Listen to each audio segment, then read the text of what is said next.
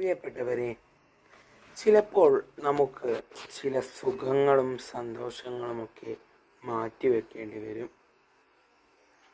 നല്ലത് മാത്രം പറയാനും ചിന്തിക്കാനും നല്ലത് കൊണ്ട് പ്രവർത്തിക്കാനും മാത്രമാണ് നാം ഓരോരുത്തരും ശ്രമിക്കേണ്ടത്.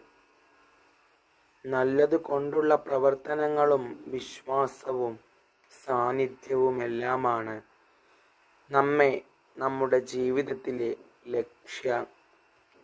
ലക്ഷ്യങ്ങളിലേക്ക് എത്തിക്കുന്നത്.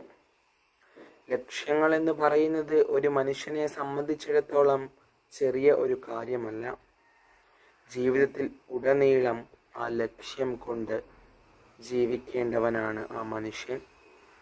ജീവിതമെന്നും സന്തോഷവും ഐശ്വര്യവും നിറഞ്ഞതായിരിക്കണമെന്നാണ് ഓരോരുത്തരുടെയും ആഗ്രഹം.